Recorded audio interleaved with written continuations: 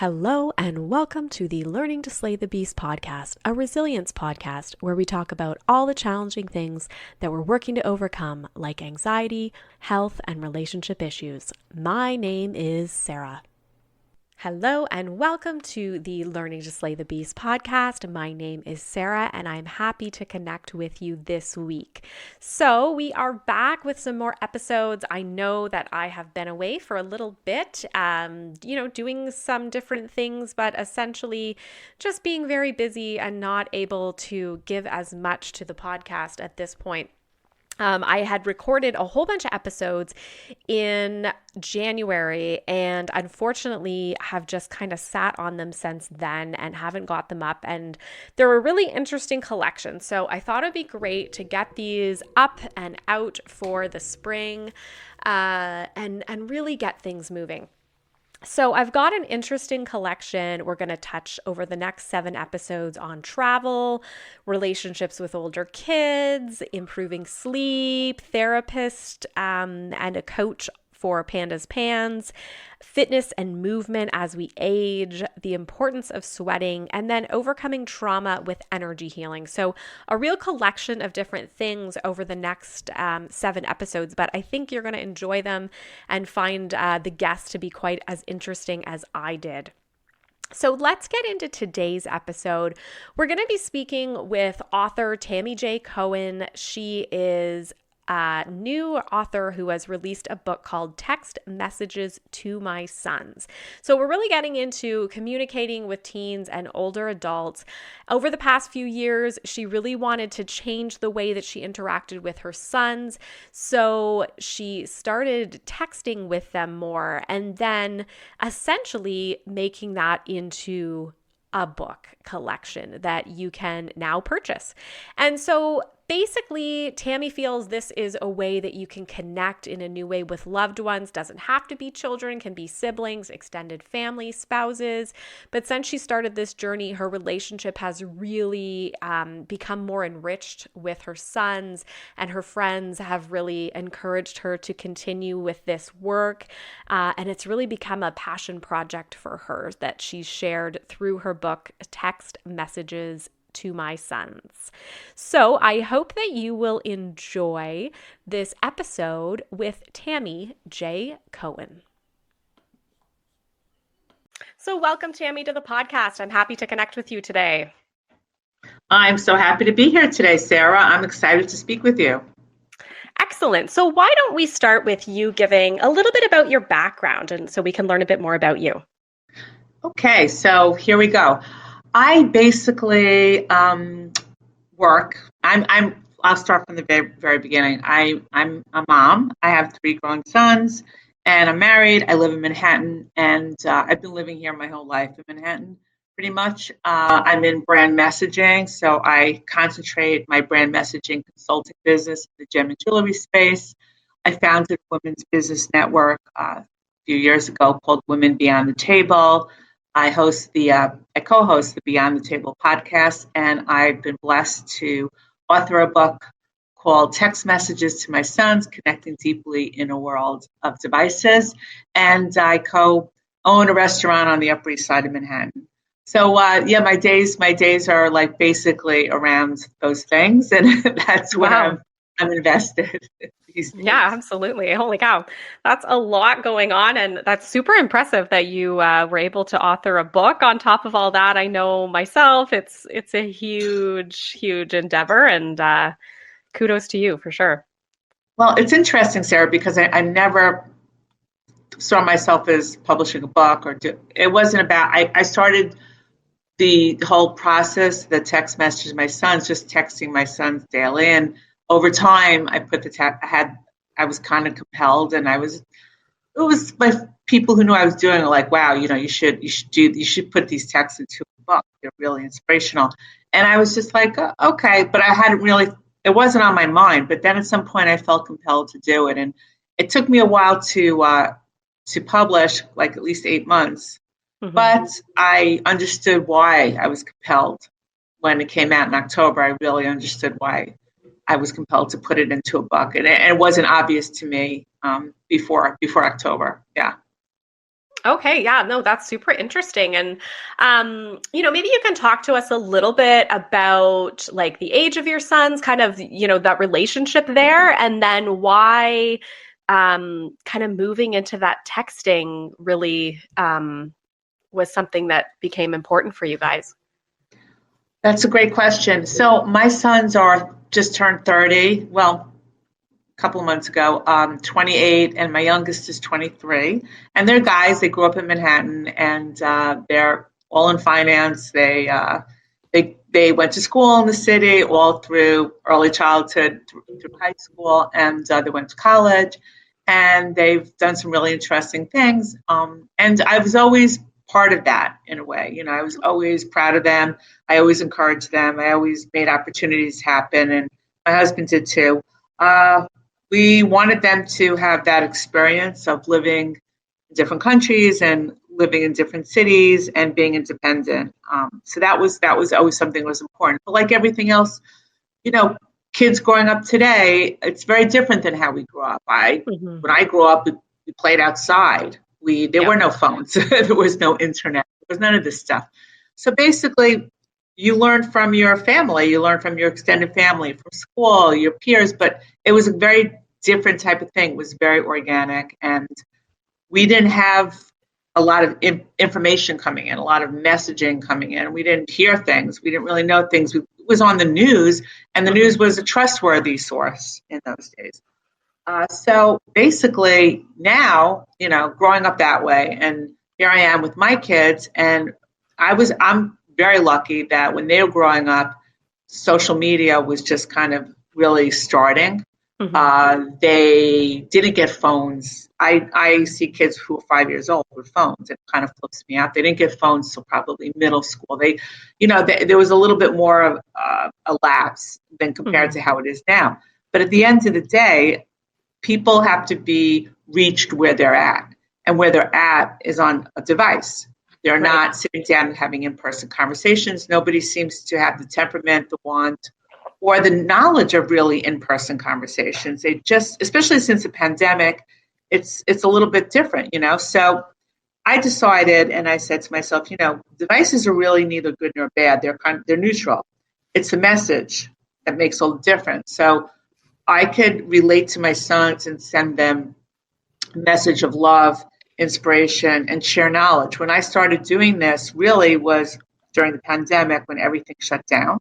And I was shut down too. I had been traveling a lot for business, but I always sensed I always knew, I always knew that I had a lot of limiting thoughts in my head. I had my origin story left a lot to be desired. I wasn't truly very happy. And I said, this is an opportunity because there's time now to delve into my own mindset, to like try to learn, to try to have personal development, to grow past or to understand where I'm coming from a little bit better. So, I got really into the whole coach, the life coach, the business coach. I was doing like every every Hmm. workshop, every program under the sun. I was really immersive in it. And I said, wow, I'm learning a lot of really cool things. I'm reading books that I never would have thought of reading before. And guess what? I wanted to share it with my sons. I wanted to share what I was doing. I wanted them to know what I was doing. I wanted to share the inspiration that I was getting and the things that I was learning. I wanted to share it with them. So that's how it all started. And it was just a way for me to connect better Hmm. because I knew they'd read the message. I knew they look at their phones all the time. And I felt it wasn't a very time consuming thing for me to do either. I was able to do it and tell them how much they mean to me, how much I love them. It's sometimes so much easier with the written word.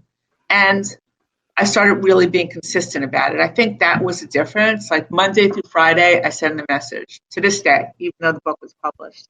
I Hmm. haven't stopped. And it's consistency. It's not like, hey, I love you or hey, you're the best here and there. It's consistent. And I was sharing a lot and I was sharing a lot about myself and what I was learning about myself. And I think they started to see me as a human being. Hmm. Yeah, wow. No, that's super powerful for sure. And I think definitely the age that they're at, that's like really important, to start seeing parents differently. So that makes a lot of sense. Um, and I guess what kind of changes then have you seen in terms of your relationship with them? So you've been sending messages. I'm taking that like they're often like inspirational or reflective, or are they sometimes just how's it going? Like what? No, they're mostly, it's interesting. They're mostly inspirational, love, light.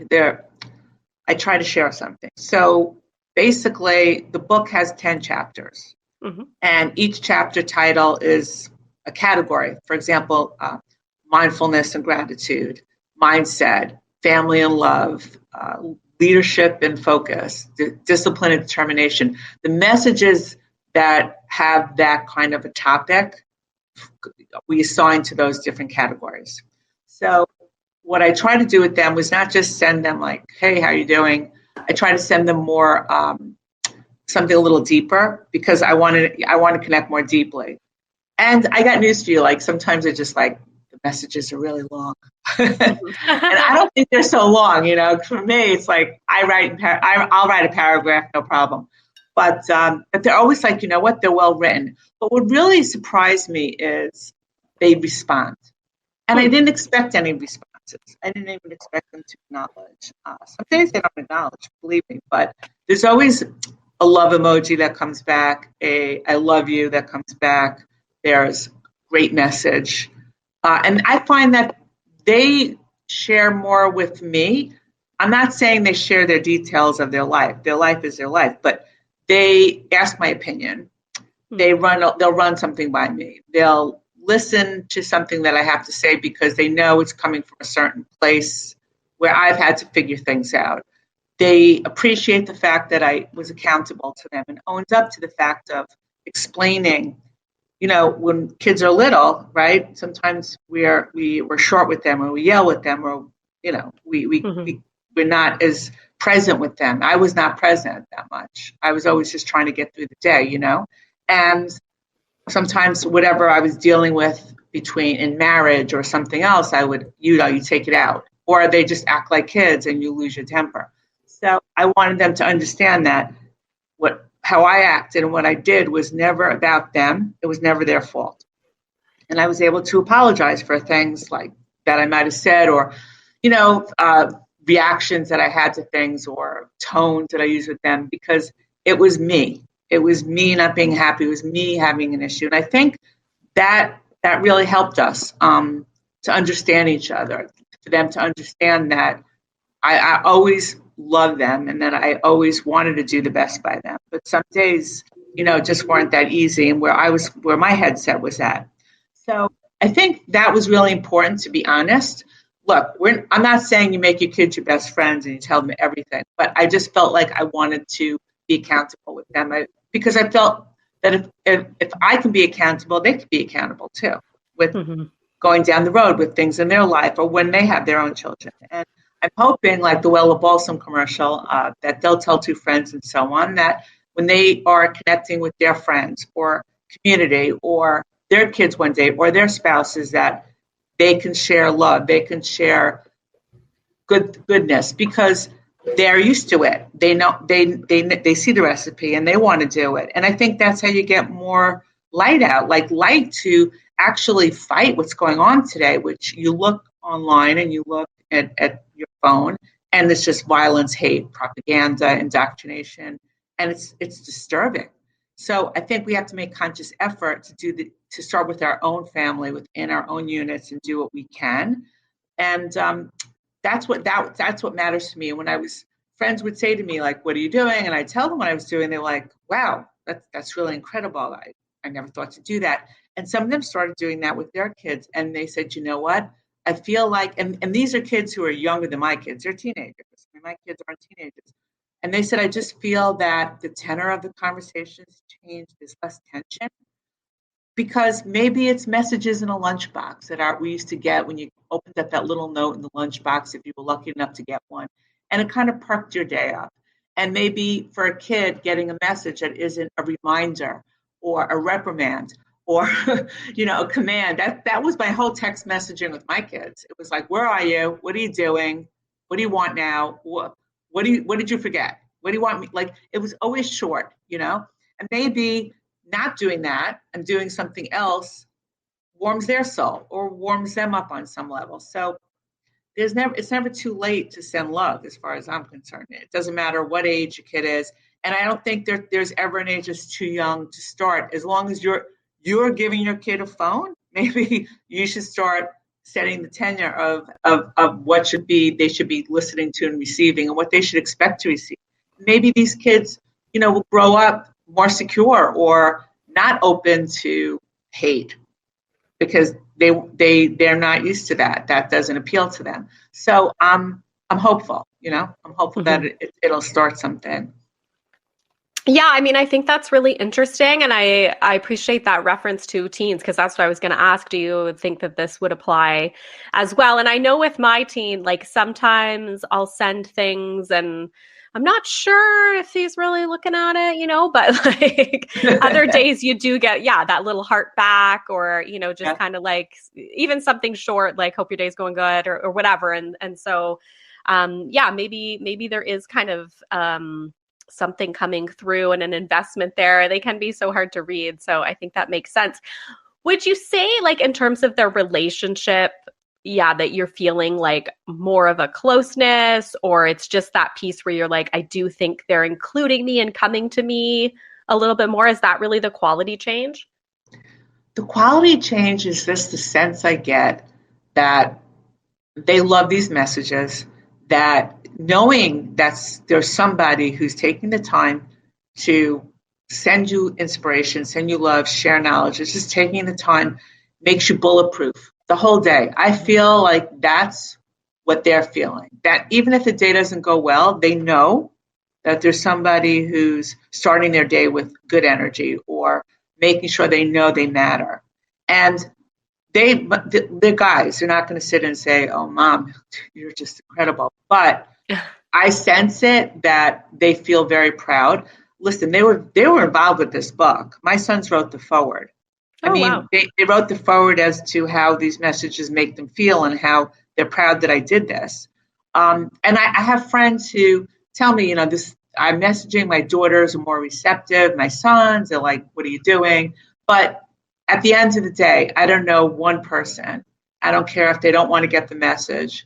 They'll accept the message. They might not respond to the message, but over time they'll respond. And let me tell you, the first thing that happens when you move to the next phase of your life or pass on is that the one thing they're going to really remember and miss are those messages.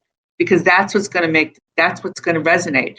They're not going to think about, when you bought them a $500 pair of sneakers or, when they went on this vacation. Yeah, it's a memory. What they're going to miss are those little messages they were getting from you that showed your love, that showed how much they mean.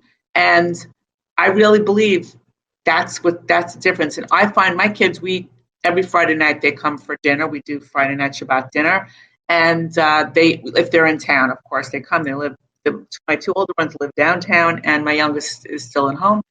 And we talk. And we talk about everything, and that's our in-person conversation time.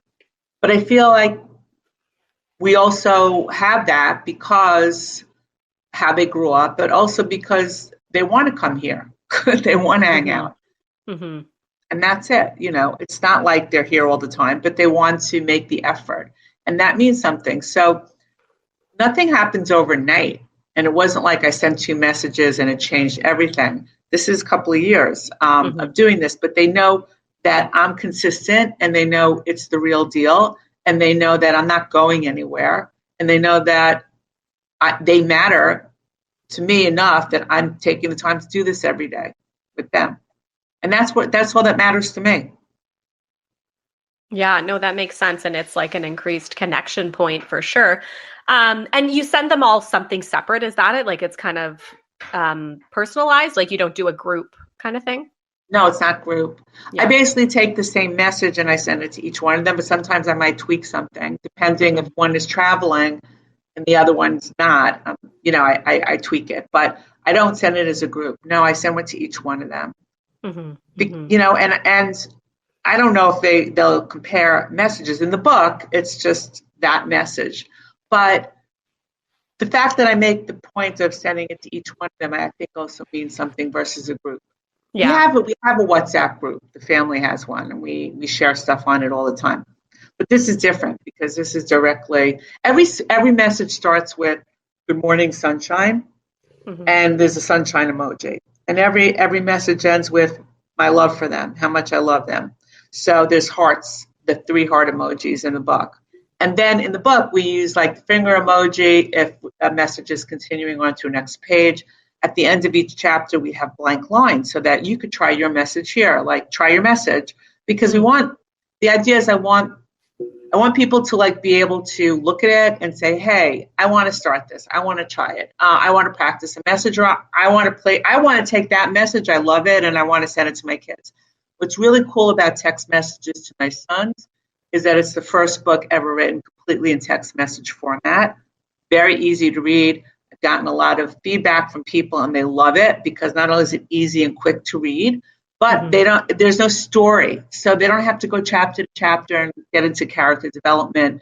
They can reference anything they want. They can go to the chapter with that they feel, wow, I want to know about these mindset messages or love and family.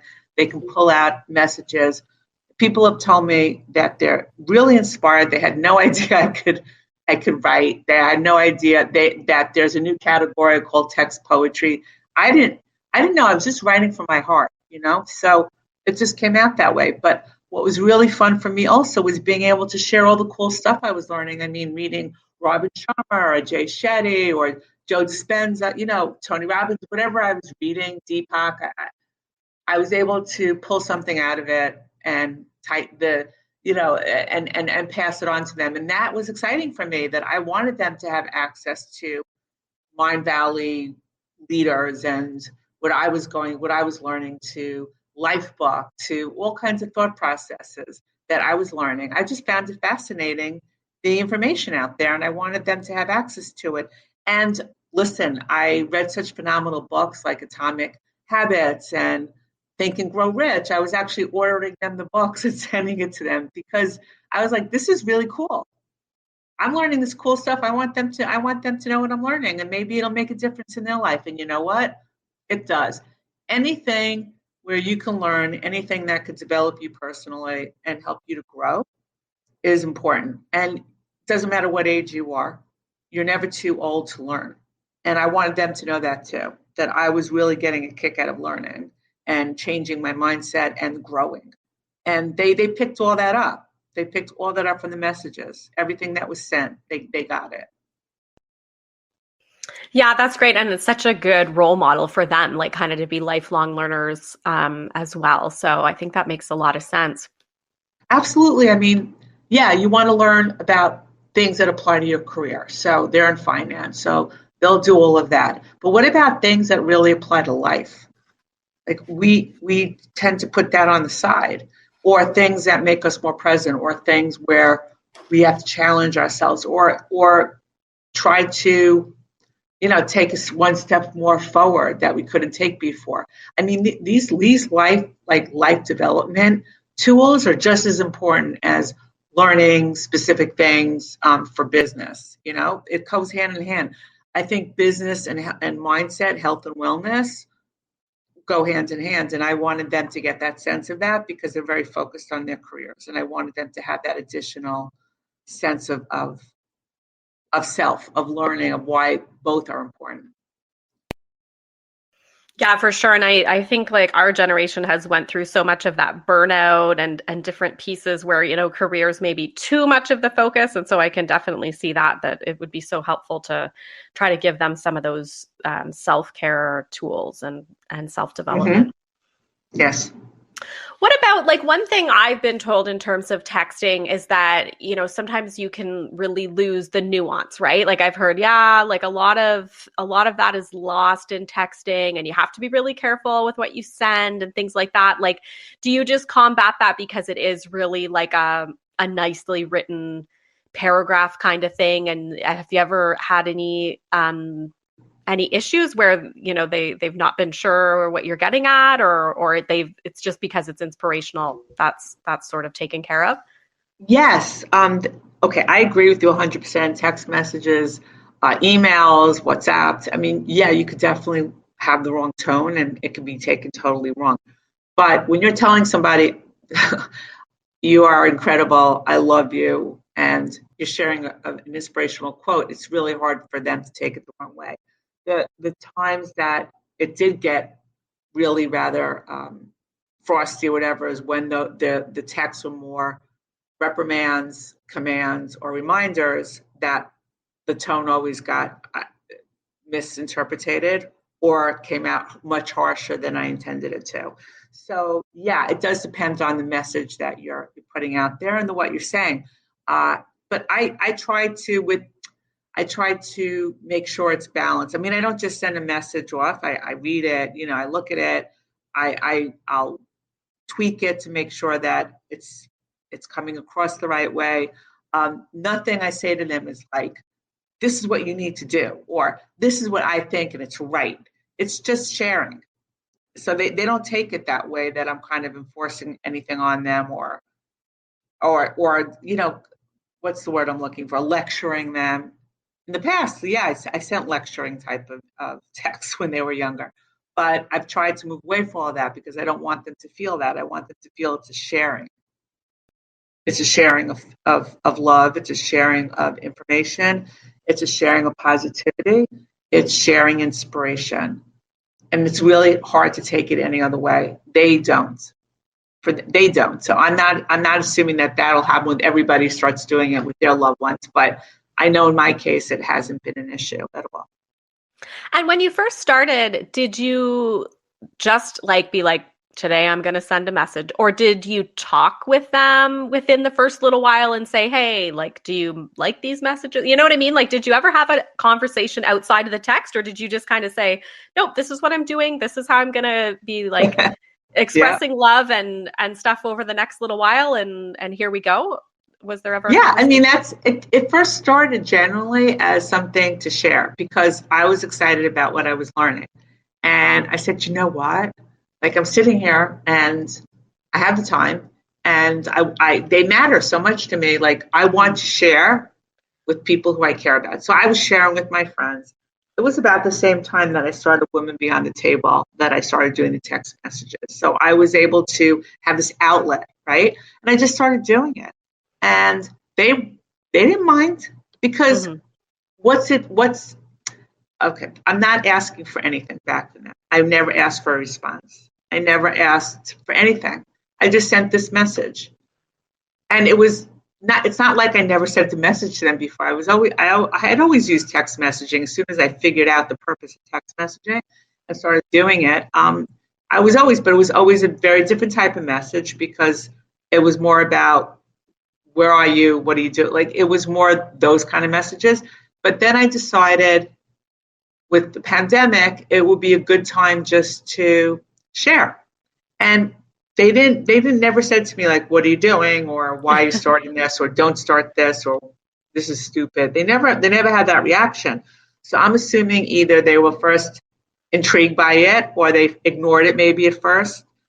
But they supported it. They thought they knew the meaning. They knew I was trying to do something positive to them, to them. They knew maybe I needed to do it. They understood. And when we get together, and this wasn't during the pandemic, this was later on, they would tease me a little bit. They'd say another long message, you're sending a really long message. I'm like, I know, but I had so much to share. And they're amused. They found it amusing, but they feel love. Yeah. And that's the whole point of it. You can't really honestly get upset with somebody who's warm and loving. It's just really hard. I haven't been able to. There was years ago that this Rebbitzin, a rabbi's wife, she had 10 kids. And every week she would call me. In the beginning, I was like, she's calling me. What does she want? So I pick up the phone and she'd be like, hi. She'd say who it is. I knew it was her. And she would say, I just want to see how you are. And I would, over time, I was like, look at this woman. She's got 10 kids. Mm-hmm. She's doing amazing things in her community. She's out and about helping people. And she's taking the time to call me to see how I am. How could you not find that endearing? I said, she's become somebody who at first, when the phone rang, I was like, I don't feel like having a conversation, to somebody who I was like, she called, thank God she called, and what a wonderful human being, because she cares about how I'm doing. Who cares about how I'm doing? Nobody cares about how I'm doing. So what happens is, I think with the message, when you're sending when you're sending love and you're showing that you care and you're trying to be helpful and mindful, I think it resonates with their heart. I think it really resonates deeper into the heart chakra, I would say, because it goes past logic, it goes past the ego, it goes past your brain, and it becomes like, this person means well. And anybody who means well towards me, I can't have a negative thought about them. You just can't. And I think that's what happened between me and my kids. Yeah, they love me because I'm their mother. I gave birth to them. Yeah, I raised them. I provided everything I could, as much as I could, the shirt off my back. I put them first. But they're seeing a different side, the honest side, the side that's accountable, and the side that has all this love. Because like I said, I'm sure you found this. You're so busy getting through the day-to-day. There's so many things you have to get done. And there's so many things you have to keep on top of for your kids, especially when they're at home. There's so many things you have to do. And day starts and you're in doing all the time. You're not present. It's hard to sit there and tell them how amazing they are when you're trying to get from A to Z with them, and A, B, and there's so many things to do, and they're giving you an attitude, and they don't want to talk to you, and you're annoying. I mean, I've gotten the annoying card so many times from my kids. Or I don't know what, you don't know what you're talking about. You're so annoying. Relax.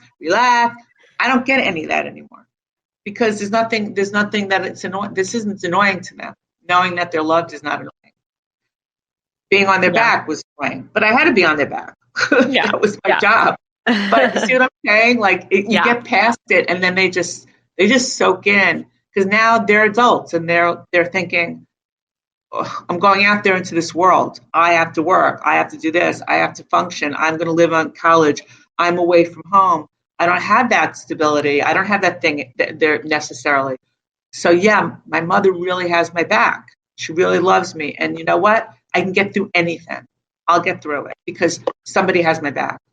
Always. The love is there, and it's cool. It works well. It really does. Yeah, no, I think this is great. I think it gives people like a new way to kind of connect, because you're right. Like a lot of times the younger generation, like they don't want to do phone that much, they're busy. And so this is kind of a way to just leave something for them and know that they're thinking, or that you're thinking of them. That's great. Do you think that this would work in terms of other relationships, like maybe with aging parents or spouses? Like, are there others that have tried this beyond children? Yes. I think you could try it with anybody who you love, a friend, anybody who you want to bring positivity to, anybody who needs to hear it, especially. Look, I really noticed that, there's plenty of young people who are growing up, and the only message from the time they're born is hate. The only message they hear is violence. Right? The only message you're getting from their government, from their education, from their where they pray, their everything. It's all like hate, or it's all victimhood, or it's all what have you. And it just kills their minds. It kills their minds. I think you can do it with anybody you want to have a positive relationship with. You want them to feel okay. With the women at Women Beyond the Table, we have a WhatsApp group. We're sharing inspiration with each other and support, non-judgment support, like kindness. And we're sharing information. We're sharing offers. We're sharing workshops. We're sharing things. And this connection is amazing. And I'll sit, and anybody will reach out to me. And I have a lot of people reach out to me. And I'll sit and I'll listen, and I'll try to give them back love. And I'll try to give them back encouragement to get them to move forward. I'm not a psychologist. I'm not trained in any of this. It's just being a human being and giving somebody that positivity that they need, that to listen, to help them, to encourage them. People need it. It's a basic human need. And if you don't get it ever, and all you hear is the opposite, and all you're hearing is lies and hate, what's going to happen? You're going to grow up to be very disturbed, capable of anything. And that's why I think I was compelled to write it, although I didn't realize the reason then. I think we have to get on this movement to start changing the tenor and start changing the way we communicate. I mean, I see people all the time communicating with each other in negative ways. I have a restaurant. I see people not even talking to each other at a table. They're just staring at their phones, looking at whatever. Mm-hmm. Looking at what are you looking at? You're reading what? You're looking at some kind of media that's making you sick, or what? Or something on social media that has no value or meaning to it. It's just either hateful or stupid. I mean, where are we going with all this? So that's why I think everybody has to take it upon themselves to find somebody that they want to have that relationship with, where they just want to make sure they're okay and they want to be non-judgmental with them, non-competitive with them, supportive, give them light, give them love, because the only way, you can overcome evil and darkness is with light and love. That's the only way. Love and gratitude are the highest energy vibrations on the planet.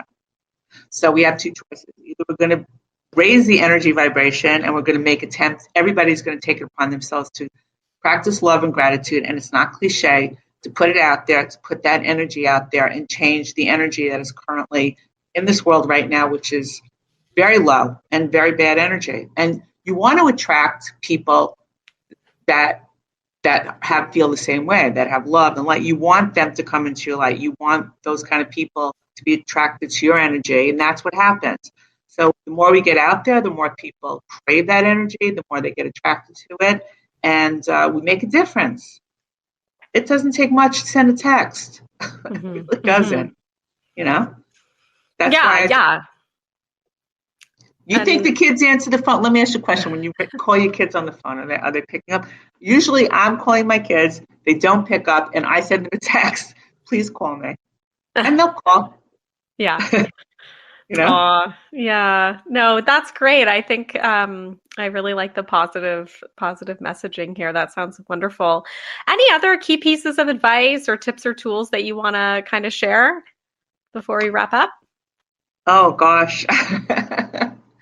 No, I can't think of additional things to share. It's just, you have to, whatever you decide to do, you have to really be consistent. It's not a one-shot thing. It's not a here or there. You have to keep at it, because it's, repetitive. It's not conditioning. It's just, you have to be repetitive, because it takes time for things to sink in. It's once here and there is not going to make much of a difference. And don't ever expect anything back. Don't do it because you expect something back. You expect love back, or you expect them to change, or you expect something's going to become better. Just do it from your heart, because you want to do this. And wherever it's supposed to go, it's going to go.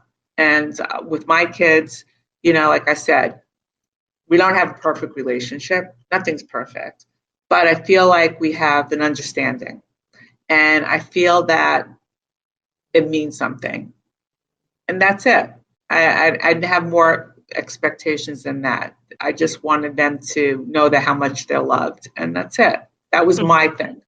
Whether that's their thing is a whole other story. You see what I'm saying? Yeah, I think that makes a lot of sense, because the last thing you want is to be like, well, I sent this nice text to that person and they don't, like that kind of thing where the person's expecting some kind of revolutionary change. It's like, no, you have to want to do it from your heart. I think that's a really good point. Yes, that's the whole thing. Don't expect anything and just keep at it. It's like this metaphor. I mean, this story. Somebody told me this really cool story, and it stuck with me. I even planted a sunflower because I was so intrigued by it. So they were saying, okay, imagine this. Whether it's anything in your life that you want to do, you take a seed and you put it in the earth, put it in your planter, and put it in this little seed, and you water it every day. And you water it, and you water it, and you're waiting for something to happen, right? And nothing's happening. So one day, you just say, you know what? Something's wrong with this seed. I don't care. I'm not doing it. I'm not wasting time watering it or talking to it or whatever I'm doing. And don't you know it? That was a day the little seed was going to break through. But now it's not breaking through because you didn't give water any longer. So what I learned was there's really no time frame, for things. You got to put the work in and you got to keep at it. And at some point, that little seed will come through. It will. It's when it's supposed to be. Everybody, I always say to people, you know what? Whoever's supposed to show up will show up. Whoever's supposed to be there will be there. Whatever's supposed to happen is going to happen. Because I do believe in God, and I believe that you do what you have, you do what you're doing, and in the right time, in the right place, it comes. It comes for everything. Yeah, no, that's great. That makes a lot of sense. So how can listeners find out more about you, like the book? Are you on social media? Is there other ways to connect? Yes, Sarah. So I have my website is www.t as in Tom, C as in cat, tcbrandconsulting.com. So the book is also on the website. It's on Amazon. So you can always just go to Amazon, text messages to my sons. My name is Tammy J Cohen, so that's the author name. The full name of the book is Text Messages to My Sons, Connecting Deeply in a World of Devices. Social media at Text Messages to My Sons on Instagram. It's on Facebook. Text Messages to My Sons, as is my Instagram, is at Tammy J Cohen, and in LinkedIn, I'm just Tammy Cohen, Cohen. So those are the best ways to reach me. Okay, that's great. I can link up to all of those in the show notes, and then people can connect with you. And what is the name of your podcast? I know you mentioned the podcasting as well. Yes, the Beyond the Table podcast. So our network, our women's business network, it's global. It's called Women Beyond the Table, and the podcast is called Beyond the Table. So what we do is we interview women, and they share their story, their journey, how they overcame challenges, how they managed to find success, and all the points in between, and what they're doing and how they're changing the world. So we connect them to an audience. That's pretty much what the podcast is about. So I hope people enjoy it. We just recorded season 2, and it's actually debuting in February, season 2. Oh, wow. Okay. So really soon. That's great. And sounds really inspirational as well. So that's wonderful. Thank you so much. I appreciate that. Okay, perfect. Well, thank you so much for joining me today. And I look forward to hearing more about this book and reading it. Sounds great. And Sarah, thank you so much for having me on. I totally enjoyed our conversation, and your very insightful and thoughtful questions. And good luck with your podcast. I think it's fantastic. Great. Thank you so much. Thank you so much to Tammy J Cohen for our conversation today. I thought it was a great one. I loved learning about her journey and how she got to writing a book. I think that's always super fascinating for me as an author as well, to just kind of understand how everybody else gets their ideas and where they come from with their books. I loved that it really came from wanting to just, create more light and positivity and connection. So I think that's amazing. You can check out her book, Text Messages to My Sons, on Amazon, also www.tcbrandconsulting.com to reach out to Tammy and see her or listen to her on her podcast, Beyond the Table podcast. So I hope that you've enjoyed this episode and that you'll come back for the rest of our spring collection that we have coming over the next few weeks. If you have any more ideas for episodes of the Learning to Slay the Beast podcast, feel free to reach out to me at reallifeprojectco@gmail.com or on Instagram at Sarah Lady Gluten. Would love to hear from you. Have a great week. Thank you for listening to the Learning to Slay the Beast podcast. Please keep in mind, this podcast is not intended to be medical or professional advice. If you'd like to hear more from me, you can follow me on social media, Instagram and TikTok at Sarah Lady Gluten, or Facebook, Sarah_gluten-free lady. You can also visit my website, which includes author information, speaking information, and more info on the podcast at www.se-german.com.